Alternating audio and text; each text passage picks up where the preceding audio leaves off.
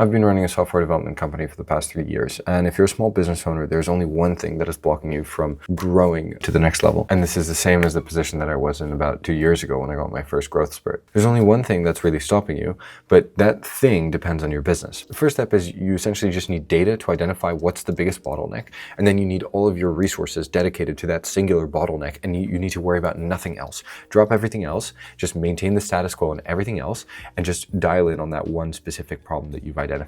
And that will usually unlock the constraint and move you to the next level. Now, when it comes to identifying the problem, my framework is really simple. And I think this applies to most small businesses. You essentially want to identify maybe 3 to 4 key business areas. So I'm talking about things like client acquisition, client results, team performance, right? So these are 3 areas, right, at a very high level. Maybe you add another one like team acquisition and team performance or team results, something like that. It depends on your business, but you just want to abstract into a couple key areas to do with acquisition, fulfillment, and maybe team. And then within each of those areas, you want to pick out a couple metrics. So it doesn't have to be loads. I usually try and do 3 to 5 metrics for each. So for example, in client acquisition, we might do something along the lines of, we look at sales calls per month, the show rate, and maybe the close rate. And so there we have some numbers. And then we have in client results, you might have time to first demo, weekly deploys. Like these are things that are specific to my business, but you can come up with metrics for your business. You're going to end up with a kind of dashboard of maybe 10 to 20 metrics. Okay. It's not rocket science. Like it's really simple stuff. It's just counting things up.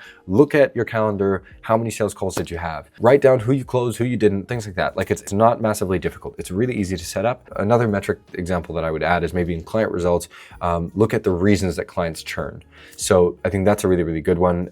But identify the number of clients who churn because of project completion, because of project delays, or they cancel it, internal disrepair, like their own company has some issue or something, or is it because they were unhappy with the service? And you really want to identify that last one. If you have a high number of clients that churn because of bad service, you really want to fix that, because otherwise you can market as much as you want, but it's going all into a super leaky bucket. So you're going to lose out on loads of money. And the whole point of this is like, it's a stupid simple framework because it's for small businesses. You don't need to get fancy. Keep it simple. Once you have this kind of picture, it's generally a lot easier to look across the board and identify very clearly where are you losing the most amount of money. Like once you have all of those metrics, it's generally really easy to identify one that's like clearly lacking. So you can identify if like, oh my God, my churn is horrendous, or my show rate is amazing. I have a great number of calls per month, but my close rate is terrible. So that's a sales issue. Whereas if your close rate and your show rate is fine, but your leads per month is abysmal, like it's 2 leads per month and you need 5, then you're going to need to really dial that in. And so that's the one singular problem that you need to focus on. But this will give you one specific metric, right? Generally, you'll eventually find one key area that you really have to develop. And so that might be marketing, that might be sales, that might be fulfillment, that might be team, whatever it is. And you need to switch all of your time and attention to focus on that singular problem. If you're struggling to carve out enough time to focus on one specific problem, I'll get into the details of how to solve that later. But essentially, once you have your area of focus, if you direct all of your resources at that, when you figure out that metric and it catches up to the rest, that's when you're going to experience, I think, a growth spurt, because you solved a constraint. And so the business was being kept down by that thing, and now it's going to move up to the next constraint. And that's when you look at the data again and you go after the next biggest constraint. Now, if you feel that you don't have enough time to do the one biggest constraint, for example, let's say you need to do marketing, but you're stuck in fulfillment. That's a very common problem, like for small business owners. Fundamentally, you have to make the time. Otherwise, your business will never grow.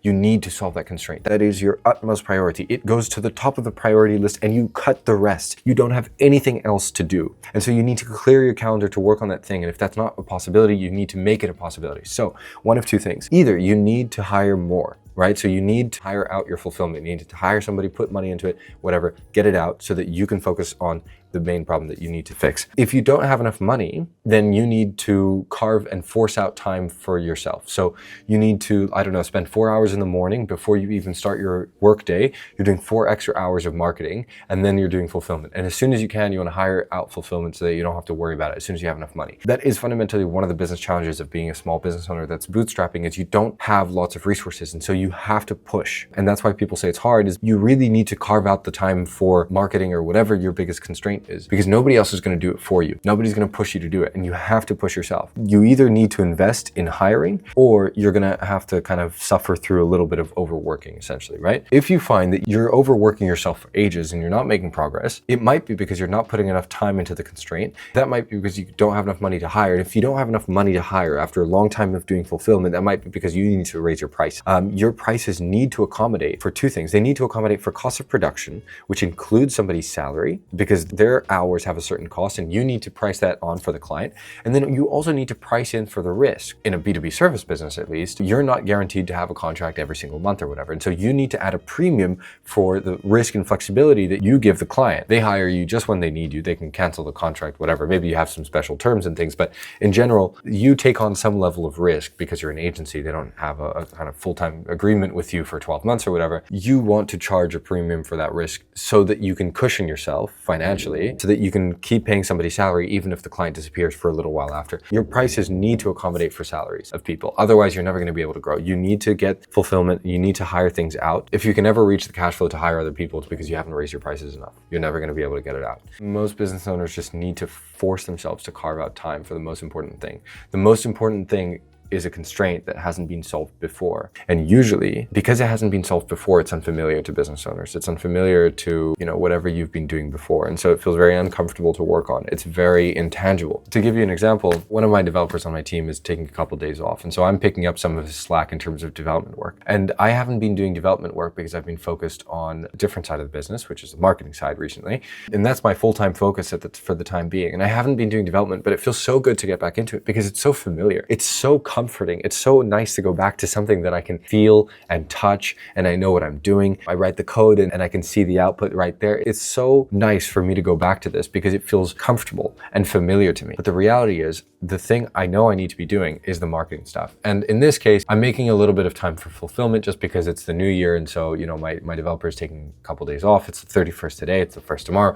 By the 2nd, he's back. And so it's just, 2-3 days of this, and that's okay. But I know that it's uncomfortable sometimes for me to work on the marketing because there's no immediate answers. It's a lot of figuring it out. It's a lot of working with things that I'm not 100% sure of. But I need to do that anyway. You have to force yourself into it as much as possible. 1 or, an hour or 2 a day of kind of half-assed work, it's just not going to cut it. It needs focus. It needs absolute prioritization. Priority, the word, when it was invented, it was just singular. Priorities didn't exist. The plural was something we made up, but priority, the singular, was the original word. There wasn't a plural for it. You can only have one priority. You can't have second and third place in the original kind of rendition of the word. Removing other priorities and just focusing on the one biggest problem is really what unlocks that next level of growth. It is hard and it is unfamiliar, and that is why a lot of people run from it. But if you sit down and you look at the data, you'll understand that there's one key area that you really need to solve.